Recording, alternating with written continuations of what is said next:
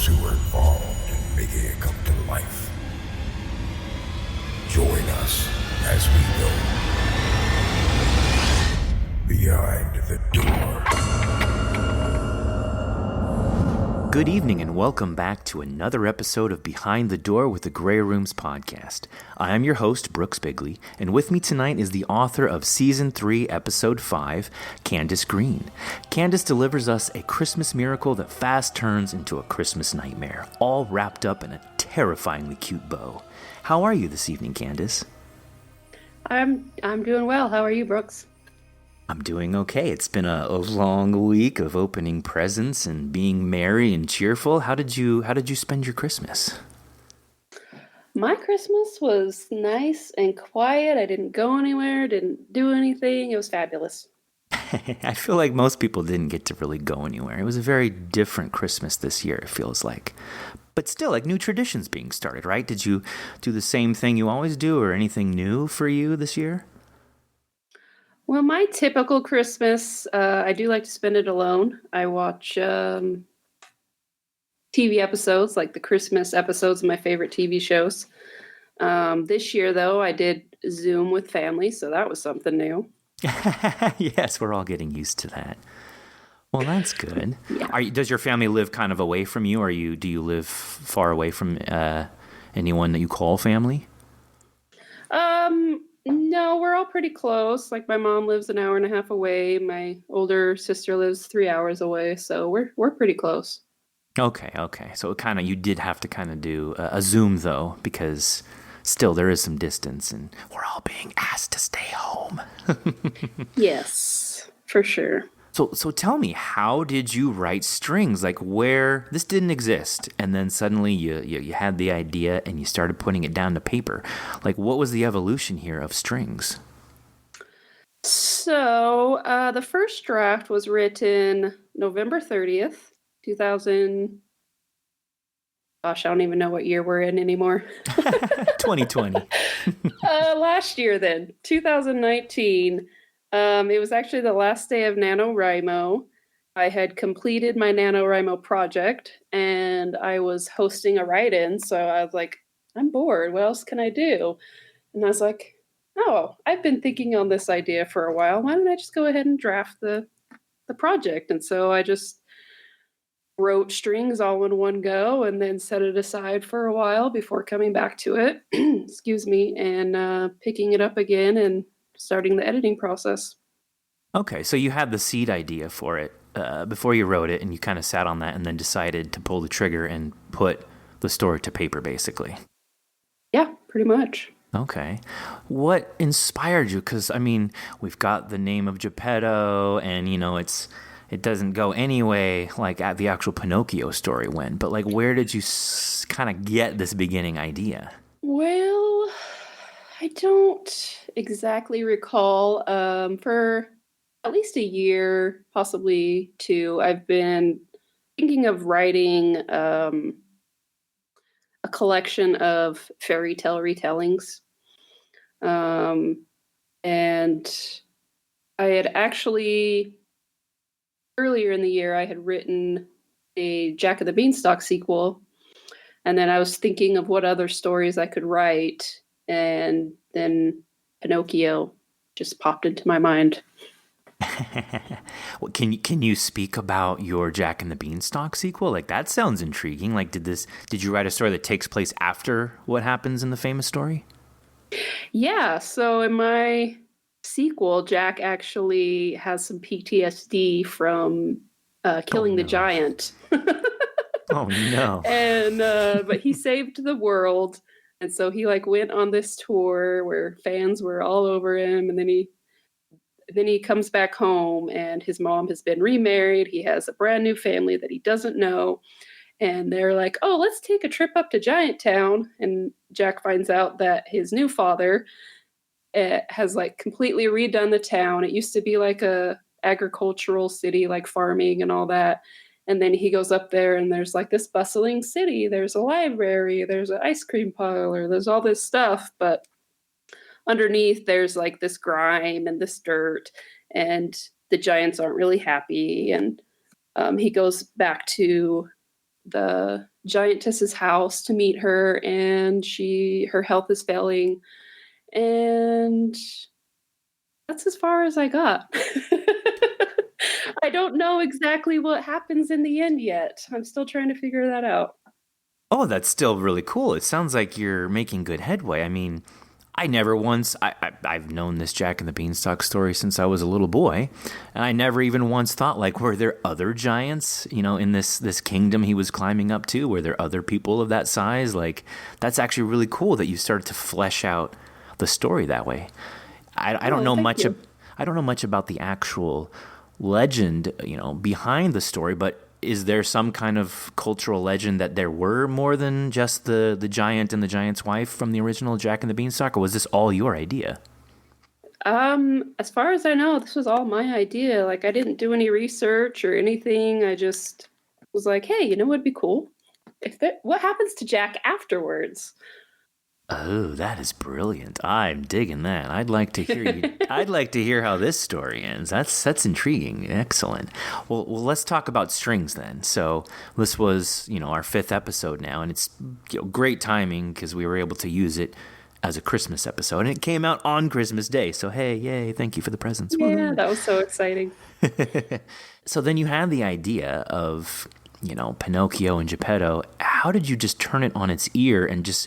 This is just to me, it's just like a classic Christmas horror story. How then did you decide on what happens in this story? Like, is there a process that you went through? Well, I'm going to let you in on a secret here. Oh, tell me. I do not decide anything in my stories. I let the characters and the story go wherever it wants. You are an interesting writer. Okay, tell me more then. So how did this happen? I had the general idea of Rafe, the main character, learning to be a pickpocket. And then from there, the fancy man appeared. I didn't know who he was yet. And then from there, he morphed into Geppetto. And then I realized, Geppetto needs a shop assistant. So Rafe became the shop assistant. And then that was when I realized kind of how Geppetto got into the business of turning kids into marionettes. And that was his baby, Carlotta. And then he just kind of went a little crazy and decided he wanted to make marionettes out of all the kids. Yeah, I mean, how else do you preserve kids? Just turn them into marionettes and they'll live forever. It's great. I think we should do that to all the children on the planet, right? Yeah. Well, I liked the opening. I really appreciate how kind of like you set up the scenes very well.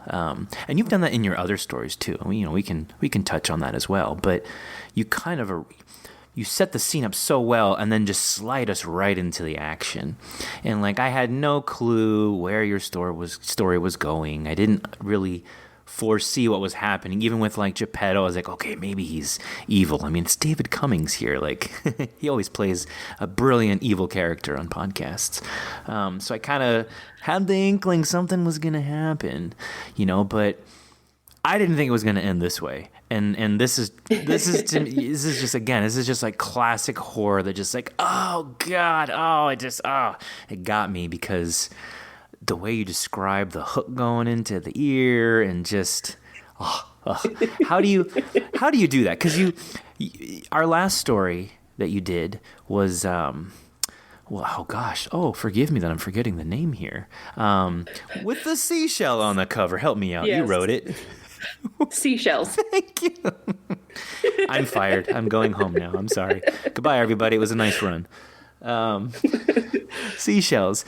You again with that too, like you set up this beautiful world of these two characters who then went through what they went through, and then your very first story with us, about arachnophobia, like setting up, her job at the what was it, a museum? No, it was like a lack of a word for what it was.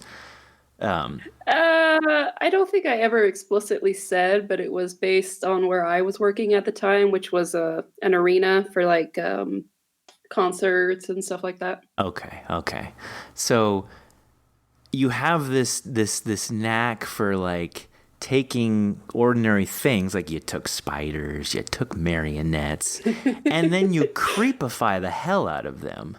Like, I'm not exactly familiar with any of your other stories that you write, but is this kind of something that you do a lot of, that you kind of take something that could be innocuous and ordinary and then turn it into something super creepy? Yes. Now that you mention it, yes. I had never actually thought of that before. Hey, we're establishing patterns. That's awesome. Yeah. I do have a story about an evil Cabbage Patch, so yes, I would say I take ordinary things. Oh my God! Huh. If you start doing like G.I. Joe action figures next, you're just gonna crush my childhood. It's gonna end very badly. So. Well, I am looking for a story idea for next season, so maybe I'll have to go with G.I. Joes. Ah, wink, wink. Season 4. I understand now. Okay, cool. This is gonna be fun to produce. Excellent. When you wrote this story, was there like anything that, I don't know, maybe in writing it helped you process through life, or maybe you pulled anything from your life, just in terms of any interaction that happened? I mean, I know you've never had any hooks put in your ears, but was there anything else that kind of inspired you in life to write this story, other than just wanting to write a really badass horror story? Let's see. Well, the setting was inspired by a book I had read last year. It was a middle grade fantasy that was set in the same time period. So that was, yeah, let's see. Aside from the setting, no, not really. I needed to occupy some time. Hey, there's nothing better to do than write a story to occupy your time. Yeah. That's awesome. Exactly. How many stories do you think that you write? Like, do you write like a story a week, a story a month? Well, let's see. I actually didn't really start writing short stories until the No Sleep Podcast Book Club formed in, I think 2018. That sounds about And right. that's basically all I did for like an entire year, was just write short stories, because we had a monthly prompt. So I wrote a short story a month. And then I think 2019, I started focusing more on novel length fiction, which tends to be fantasy, dark fantasy. And since then, I've written, 3 or 4 full books, and I'm actually in the process of getting one edited. Right now, it's at an actual editor right now, which is very exciting. Yeah. So hopefully that'll be out sometime this year. Okay. Now I remember in that No Sleep in the book club, I remember all those prompts. I remember, weren't you a part of the Tavistock Galleria book that came out? Yes, I wrote The Carousel of Tavistock Galleria. That's right. Okay, so I remember witnessing, like, as that came to fruition, like how the prompts were happening, and then I remember the formation of the idea for this new anthology. Like that was fun times. That's amazing. That was 2 years ago. That's crazy. Time really goes by fast. And you wrote a story for us. Let's see. Your first story was, it was a preseason episode. So that was also 2018, like the end of 2018. And then what was? Wow, yeah. When was Seashells? Was that last year? Was that in 2019? That was last year, yeah. That was another. Did we do that as a preseason? I'm asking you about my own podcast here. This is crazy. I think it was a preseason episode. Okay. And now you're a full length episode. Your other ones were full length episodes too. That's right. We tend to split the first preseason, and then the second preseason episode is a bigger, fuller episode. Okay, so you got started, in the No Sleep Podcast book club, and then you've got some novels now. You said you've written 4 books already. Is that something like that? None of them are published yet. Oh, okay. So the first one in a series is what is at the editor right now. So I'm hoping that'll be done soon. Okay, that'll be fun. Yeah. Well, she's only doing I shouldn't say only. She's doing a manuscript critique. because I have been working on this book since 2017, off and on. And I'm just at the point where whenever I read it, like my eyes cross and I don't know what's going on. And so I'm like, somebody please help me figure my book out. Now, is it just because it's just so big, the story, the novel is so huge in what you've written that you just kind of need someone to kind of pare it down for you, maybe a second set of eyes to, I don't know, eliminate, anything that's extra in the story? Or like, what is the idea behind sending your story, to an editor that way? That is part of it. I do need a second set of eyes to tell me what's working, what isn't working. Right now, the word count is low, so I want to beef that up to around 80,000 because it is YA fantasy, and 80,000 is roughly the go-to number. But it's mostly just I have edited myself blind to where I can no longer discern what's good, what's bad, what needs help. Wow, that's intense. I Yeah. don't know if I've ever. That's great. I don't even know how that feels. That's amazing. But like, it's positive, right? Like you get more out of all of this process. Like it's not like, oh man, now I gotta edit. Yeah, I'm gonna go with the latter because I do not like editing at all. Okay, so it is tough. Okay, I understand. Yeah, that's another reason I needed an editor just to look at it. Okay. Now I caught that you said that you write dark fantasy, so you don't just write horror. You write outside of horror too. Yes. Fantasy is actually my passion. It's what I read. It's what I write. I didn't really get into horror until No Sleep podcasts. When I started listening to that, and then the book club came about, and I was like, oh, I used to really like horror. I'm going to try it out. Now, could you say that dark fantasy and horror share many similarities, or they're just absolutely completely different? I think they're very similar. Especially there's a subgenre called grimdark, which is very dark fantasy, but there is a lot of horror to it. There's a lot of bad things that happen to people, a lot of dark storylines. So I think transitioning to horror was actually very easy for me since I was so used to the dark stuff. Okay. Now that you are writing horror, do you feel like your passion is still in the fantasy realm, or are you getting more into horror? I was into horror in 2018 when that's all I was writing. But I really focus more on the fantasy. The horror I've been writing lately has mostly been for Grey Rooms. Okay, cool. Yay. Well then how does writing then affect your life? Like how much a part of your life is writing? I eat, breathe, sleep, all the things. Excellent. Writing is my life. I love writing. If I didn't have writing, I don't know what I would do. Excellent. Okay. My dream eventually is to become a full-time writer someday. Okay. So do you find then that like maybe you're at the store doing something and you suddenly are hit with an idea for something? Do you keep like a book of seed ideas? How do you go about your writing process? I get ideas from anything and everything. I have multiple notebooks, multiple Word documents, multiple Google Docs, all dedicated to just ideas. Okay. This is becoming a theme. I have so many noticed. ideas, I will never write them all. That's great. That's great. And I was saying this has become a theme because other people I talk to, it's the same thing that like, it's like idea, boom, write it down. Another idea, boom, write it down. And then it's like, oh, I have so many ideas. I don't know what to do. But that's so cool to have that problem, if you know what I mean. Yeah, I think the more you write, the more ideas you're going to get because you're always, if you're like me, you're always in that mindset. You're just, no matter what, there's some part of your brain, whether it's subconscious or you're actively thinking about it, your brain's just thinking creatively somewhere. Mm-hmm. It keeps you alive. It keeps your brain muscle exercised, basically.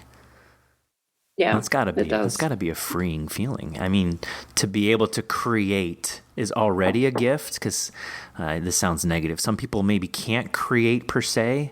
They can enjoy creations, and I mean, anyone is worthy of creating something. But there are people that like you that like you're just devoted to creating, and it's such a beautiful thing to, I guess, to experience. I mean, we're creatives ourselves here in the podcast. So like living in a world of just always being creative is such a freeing feeling to me, at least, my opinion.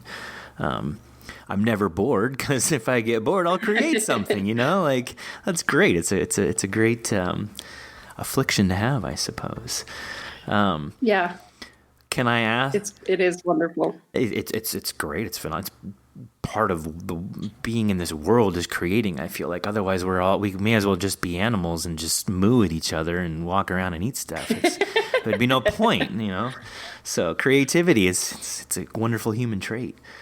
Can I ask you about what you thought of the story, like the production? Like, did we live up to what you saw in your head when you wrote it? So when you heard the story the first time, what did you think? Oh my gosh. So you can't see me, but I'm grinning like a fool over here. Oh, I can hear it in your voice. I actually heard, because Cassie sent me the preview. It was like, here, give this a listen. Let us know what you think. And I had trouble getting it to work. And I was perusing the Facebook page, and I saw that you guys had uploaded a sneak peek or something. So I was like, oh, cool. I'm going to listen to this. And all of a sudden, it's David Cummings. And I was just like, ooh, what? This isn't real. So I get back on Twitter. I'm like, Cassie, is this real? Did you really get David Cummings? And she's like, yeah. And I was just like, what? Oh my God. Like I was totally fangirling, and it was terrible. Merry Christmas. That was our present to you. Oh, well, thank you. I can't believe you got David. I mean, last year you got Erin Lillis, and I was totally fangirling over her. Mm-hmm. And then David Cummings, and I was just flabbergasted. I can't believe it. David is awesome. He's helped us out a lot with this podcast. And I mean, Jason will always tell you like that No Sleep was his inspiration to start, this podcast. So David Cummings is a very special person, to all of us here. Like he's the godfather of basically horror in podcasts, we feel, in my opinion, our opinion, whatever. Yeah. I mean, hey, you're smiling about it. Like, what I'm talking about. Like we all love David Cummings. Sure. Yeah, he's the podfather. It was fantastic. Yeah. What did you think of like the music? Like just overall, were you happy with all of it?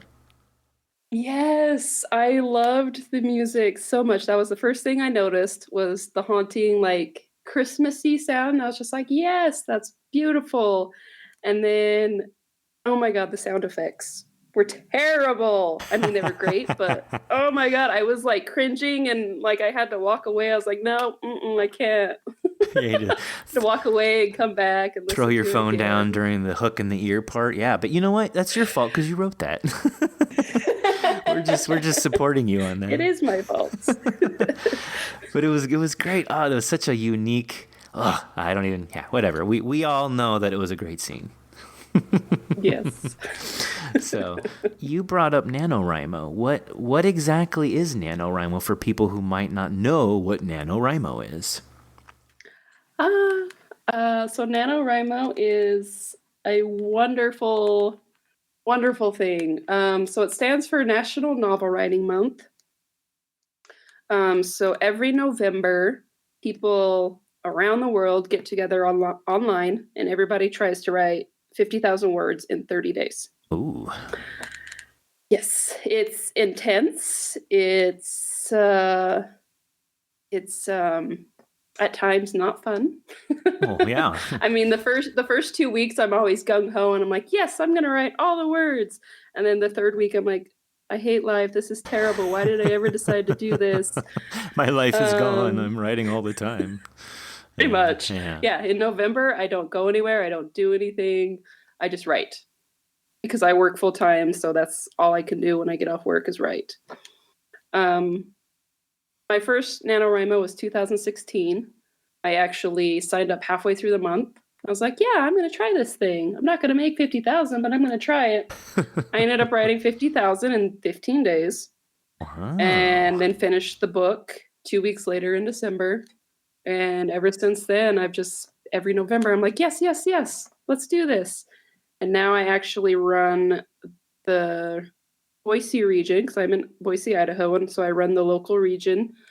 And so now not only am I participating every month, but or every year, now I get to cheerlead everybody else. And we have something like 2,500 people in my region. So every day I'm getting on and I'm cheerleading 2,500 people.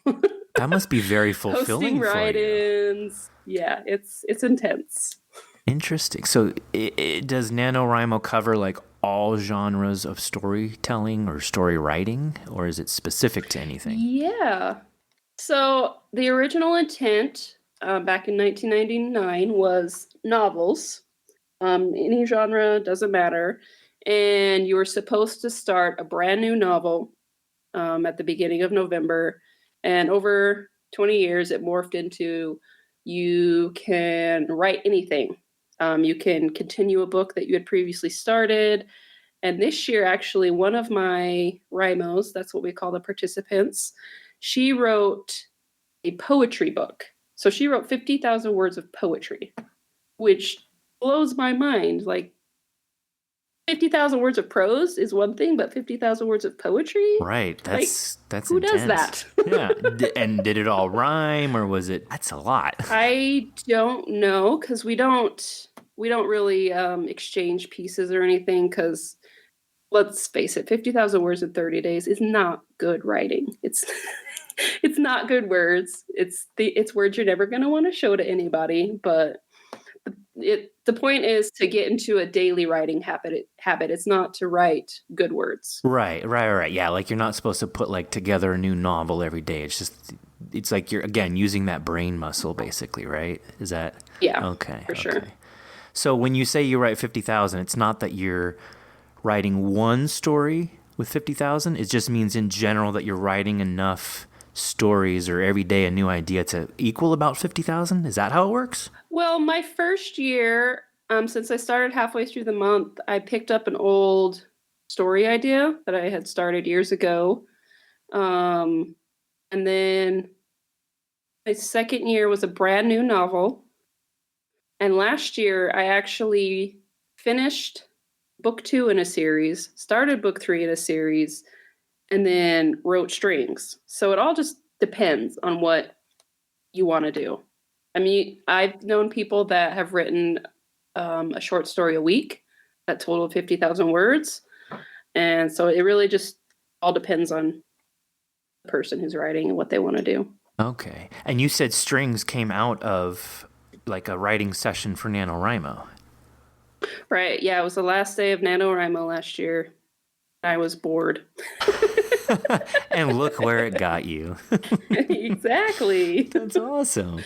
So then but does that also mean that you submitted, like for NaNoWriMo, when you're writing all these stories, are you submitting them to like a pool of people to read, or is it a website where just anyone can go to read these stories?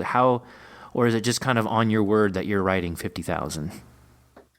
It's on your word. You don't submit anything to anyone. You just update your word count daily, and then at the end, you're like, "Yay! I have this cool certificate that they gave me," and that's it. Oh, that's cool. But there's still an interaction really cool. Because you said that you run in Boise, Idaho. You run kind of the chapter over there, right? Yeah. So there's still like an interaction between the writers, encouraging each other, maybe not reading each other's pieces, but kind of giving ideas or helping. Yeah, for sure. Like if anybody's stuck, they can ask for help. So we have it's an online format. I can't remember the name, but we have these forums that people can post ideas that they've had that they're not going to use, and other people can take that and incorporate that, or people can ask questions and people can give ideas to the person who asked the question. So we are there to help each other and cheer each other on, because everybody that participates realizes how grueling it can be and that everybody needs help. Right. So we all kind of just get together and help each other. That does sound a lot like the No Sleep podcast book club too. I mean, Yeah. I haven't been active in it now for quite some time, but I do remember 2 years ago when you were active in it. And I remember the beauty of just using this group to have someone say, I need help with this idea. And 10 other people were like, show us your story and we'll help you out here, or I need an idea. And then people, all get together to give ideas and share seed ideas. So, I mean. Yes, that was my favorite thing of the book club. Yeah. So was the interaction. Mm-hmm. I think the community ultimately can produce even better stories just because you're vibing off of each other and you're encouraging each other. I mean, that's how humans, prosper basically. So you're saying NaNoWriMo is similar to that basically. Yes, except it's global. Well, I guess the book club was also global, but yes. Yeah, they're basically, they're similar. That's great. That's great. Because I'm sure there are people out there that they have all the stories in their head. They have all the words they want to write, but they don't know how. They have no one to talk to about it. That could be kind of a defeating feeling maybe. I mean, think of all the people who have brilliant book ideas and never get a chance to put it down on paper and share it with people. And then we never get to hear those stories. It's almost scary in a metaphysical way, I suppose. All the stuff that we're missing out on, just due to a lack of community like this. So hey, without the community, I don't think I would be as far along in my writing career as I am today, for sure. And now look how you're reciprocating, and now you're helping the community as well. Yes. So you're just paying it forward. I love helping other writers. That's it's awesome. Fantastic. Yeah. So another group is called Shut Up and Write. So this is really more of just a writing community. It's not, you don't go there for help or anything. It's just a place to make writing time. There are chapters all over the world, and it is all virtual right now. It is just like the name says, we talk for a few minutes beforehand and then we shut up and write for an hour. So it's like a quick pep talk to get you in the mode to write, but they're otherwise not going to tell you what to write or how to write or anything like that. Exactly. Yeah, it's just it's a group for you to make time to write, not to seek help. I mean, if you make friends, like a lot of us, we have made friends from the group, and we do get together outside of the group and exchange pieces and stuff like that. So it's a nice group to find people, but not really to get help, I guess. Kind of like when you just need someone to just slap you upside the head and just tell you to focus and shut up and write. You do it. Basically. Okay. Yeah. So has that helped you to write anything, or have you gone on there to help other people write stuff? How does it affect you? So it started out as a once a week commitment for me. I would go, this is back in the day, when we went out and did things. I remember those days. Yeah, vaguely, I think I read it in a book somewhere. It was so many decades ago. Oh gosh. Yeah. But it was just, once a week thing for me. And then it evolved into multiple organizers that ran multiple nights a week. I now run twice a week. I run the group on Saturdays and Sundays. Oh. And so it's not only a commitment for me, but I also have been giving people a space to write, especially in 2020. It's been very helpful for people, because nobody wants to do anything, so they're like, hey, there's a writing group, let's do that. everything is moving online. Yeah, the internet has definitely prospered this year, it seems like. For sure. And delivery food too. I'm sure they're doing great in this pandemic. I mean, we're all sitting here, but yet we're still eating, so yeah. That's true. What do you do in your spare time if you're not working and you're like, today is just not the day for me to write. I don't have, the brain cells for it right now. What do you do for fun, like as a hobby or anything? So this year, actually, this month, I've been taking a break from writing because I wrote like 2 books and edited another this year. So I'm a little burned out on writing. So typically I would play Lego games on the Xbox, but my Xbox broke. Oh no.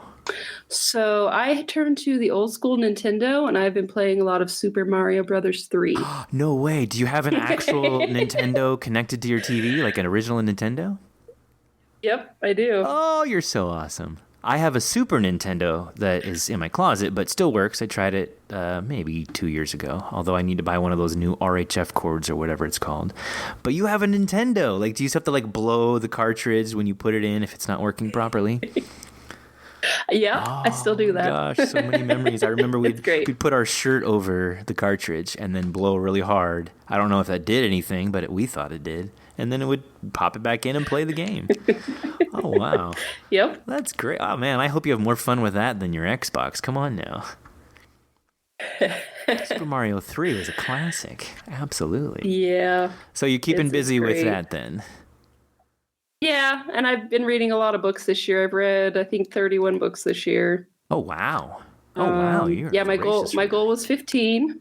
Oh, I do the Goodreads challenge every year. And I was like, 15, that's a good number. And then, 2020 happened, and I'm like, I'm just going to stay home and read. And you still have like 3 or 4 more days, so you can at least read another 5 books, right?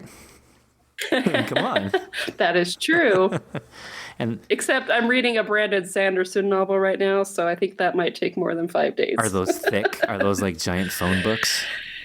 Yes, he's a epic fantasy writer, and his books are door stoppers. Oh, boy. Okay, so like a Stephen King novel as well. Okay, I understand. Yeah, all door stoppers. Yes, that's awesome. Well, as we wrap up this conversation, I wanted to make sure that if there was any social media or websites that do you have anything like that we could share with people that might want to find you and see what books you've written or are working on, what stories you've written? Is there anything like that you have to offer? Yeah, all my books are on Amazon.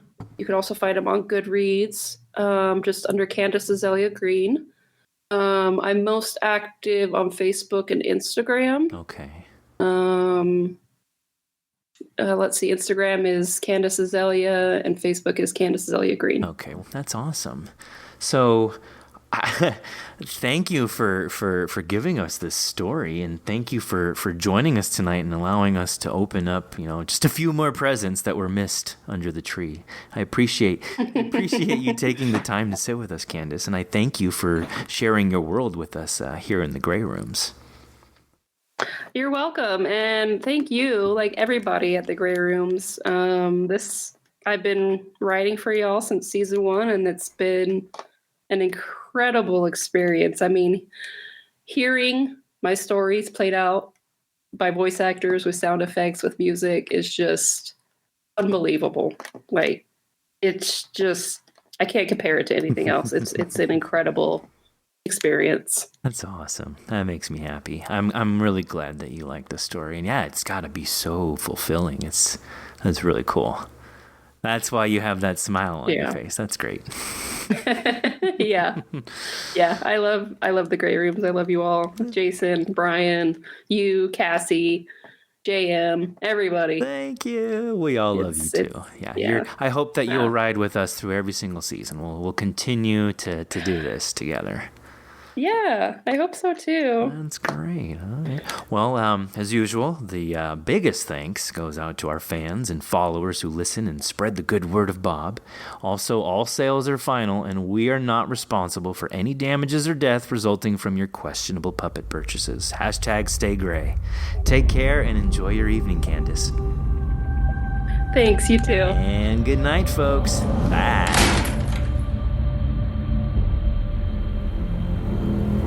Join us each week after every episode for another edition of Behind the Door.